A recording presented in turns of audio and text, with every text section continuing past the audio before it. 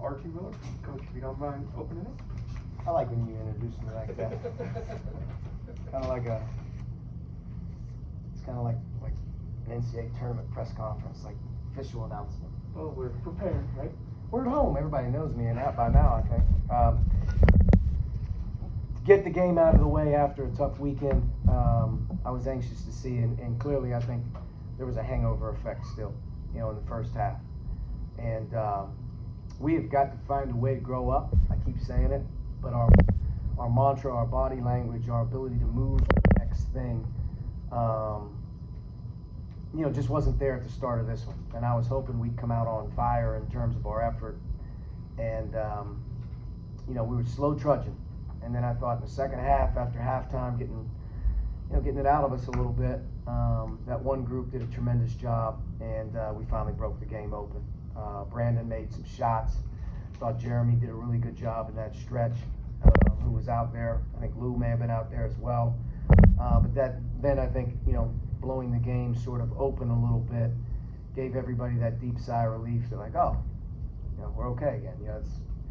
It is. And dealing with adversity with this group has been, really, really challenging. Handling it even during the games. You can see the body language of disappointment sometimes. And, I think that's something that we've really got to, grow up from and get away from and learn. As a program, you want to, honestly don't show weakness during games. You want to stay poised during games, but, that's one of our bigger challenges. But I am glad that we were able to play.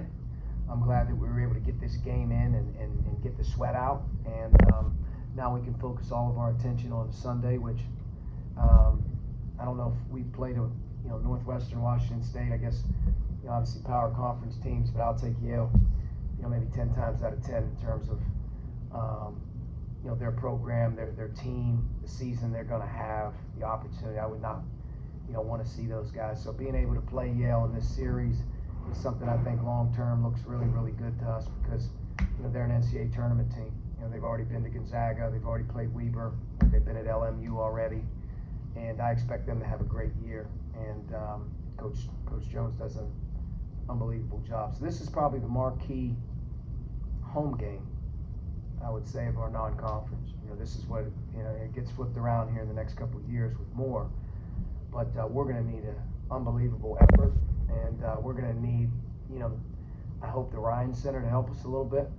And this is going to be something I'm excited to play in this game with our guys because I want to see us respond a little better than we did the other day, last week in Mohegan. Open up to questions. Coach, can you describe what you said to your team during halftime? It seemed like after the first 20 minutes, it was a different team out there. Yeah, I think the poutiness and just the overall looks on the faces, it's kind of like we were still in that mode of feeling sorry for ourselves. And we felt sorry for ourselves this morning in shoot around. Felt sorry for ourselves in practice. Didn't like the film sessions. And I think our group is just having to understand, like, we got to grow up. If we want to be good, we've got to get through the hard times. Can't let them just dwell. And I just felt like in the first half we had sort of like a little bit of a pouty hangover feel to us. You could tell in the way we're playing. We played weak around the rim, couldn't finish. Defensively, we're giving up straight line drives. It's the only thing we talked about, in the last 3 days, that effort level on the ball. And then I think at halftime, even some of the guys on our team, are looking around saying like, let's go, and but to get some things going in the second half and then to make some shots and to see some guys go out there and play with some spunk, some energy, I think that kind of alleviated the pressure of the bench, and we were able to play a little bit more freely the rest of the game. No, all good. Is Brandon one of the guys you look to? I'm happy for Brandon. Brandon gets knee swells up on him right before last week, and he's off to a good start. He works extremely hard, and then the knee thing starts to bother him, so he goes through that. He goes to Connecticut and didn't do one thing leading into those games, and then coming off of Connecticut, we're trying to see how's he going to do, and he just keeps showing up. He's a resilient kid. He's a fighter, and his knee calmed down here a little bit last couple days. Docs and whatnot have given us, as long as he can handle some things and we can keep the swelling down, that, he should be able to get back to, the Brandon we had at the beginning of the year. And lo and behold, the last few days he's had some great bounce in his legs, and I was happy for him, tonight. Made some shots. He's worked hard on his shot. He plays hard for us, and he's a much different person than he was a year ago. So I'm happy for Brandon. He did a really good job in this game for us. He was in that mix in that one run that really kind of just got us going, and it's good to see the ball go in the basket for him too. He earned that. There seem to be two very clear ways of generating momentum. Either some kind of dunk on a fast break, or when a guy like Brandon makes 2 or 3 threes in a row and the crowd really gets into it. You can sense, that you guys started to roll there. Yeah, no question. I thought that him making 3 in a row or two out of 3 right away was like, and you can tell. I think Brandon has the respect of the guys on the team because he's worked very hard, and he's been a good teammate. And I think when he made his first 3, guys were like feeling good for him again. Then he made his second one. Then he made a third one, and I think to me that gave us the energy level that we had. So it was good. It was good for Brandon, but it was also good for our group to see Brandon do well. He had a tough week last week, just in terms of getting kind of like taken out of the.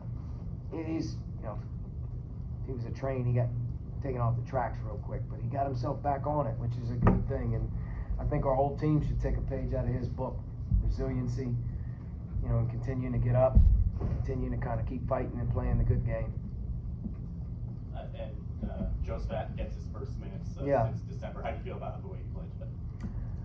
I was happy for Joe. He's another guy, man. I mean, he's a good teammate. Guys love him. He's worked really hard. Anytime you've had season-ending surgery, it's not easy to come back from. I've never seen a guy rehab or work harder. And he's practiced, step by step all the way until today. He's done everything he's asked. And I told him before the game, I said, at the end of the day, you're going to have to earn what you get. But I do want to see, you get out there and get a couple windows. And he was thumbs up. So I thought in the first half he did fine. I thought in the second half he did fine. I think once we watched film, the thing I was most encouraged about was how he moved. Jumped, moved, looked good. And I guess it's another long, big body out there, and he's smart. So you can't really take anything into account, like, did he do a good job or a bad job? I think just the fact that he was out there running, moving, confident should hopefully now give him, another opportunity now to feel good about, playing more productive. And do you have any update on the extent of Cam's injury? No, Cam's got a wrist sprain at this point. Doc was supposed to look at him at halftime. I haven't seen anything post game in terms of that, but he was in practice yesterday. And at one point in practice, I didn't see him. I didn't know where he went, and he kind of came back. And I think that, hopefully nothing serious, but I would say it's a day-to-day thing. And, when they're able to clear him back for practice, he'll probably get back in the game. But he was going full steady up until yesterday's second part of practice. And it sounds like he reached in and, got his hand sort of bent back or something like that. But we'll see. Hopefully nothing serious. As of right now, I'm anticipating it being day-to-day. And maybe a week, maybe not. Maybe he's back Sunday. I don't know. We need him though. Archie, how about the walk-ons and the young guys getting in there? Just good to see. Yeah, that is the first thing I told the team after the game. And I said it's funny because you get into this mode of, wow, we got practice, it's hard, these scouting reports, and you start to get into this mode of like, woe's me. But for the 2.5 hours that you practice, those 3 guys are the ones that have to guard you the entire practice. They're the ones that have to run the other team's plays the entire practice. They're the ones that have to, literally for 2.5 hours be on every rep on both ends of the floor in some cases. And it's funny because they're also the 3 guys that go in the game and they look like they're playing as hard as they possibly can, and they make a layup, next guy makes a shot, boom, and really they're just selfless guys that are in it for the right reasons. So good things happen for them. I think our team was happy, but like every once in a while as a player, you need a reminder. Like if I asked you to play defense for 2.5 straight hours and you didn't get to touch the ball, how would you feel? Would you be excited? These guys are, and I think it's like humility, man. I mean, you got to have some humbleness to you. So those 3 guys, Jimmy, Ray, J-Mo, those 3 guys are doing a great job for us. They had a ton of value, and I was happy for them to get in there and make some plays. Final questions? All right, folks. Thanksgiving, guys had Chop House, most likely. Team Yeah, you day. coming? You're invited if you'd like to be. Anybody? You're invited if you'd like to be. We'll be at Chop House tomorrow. No, we're in town, with the game being Sunday at 4. It's a Sunday afternoon game, so it'll be tough for us to get out with prepping, Friday, Saturday, and Sunday morning. But we'll have Thanksgiving together here in town, and sort of try to get recovered and move to Sunday. Sunday's a big one, just in terms of the one at home, 2 the type of team we're playing, and I want our guys to be ready, but I want our guys to perform better because I think it's a great opportunity for our team to play against great competition. Do you have a favorite dish, favorite time, anything like that? Thanksgiving? Yeah. I'm pretty simple. Actually, to be honest with you, I like Thanksgiving like at midnight or the following day. You know, the cold turkey, the cold ham, the mayonnaise all over the place, sandwich buns, whatever it is. Yeah, but turkeys, I'm a traditional guy. Nothing has to be too tricky for me. Kim said the same thing this morning. He's a leftovers guy.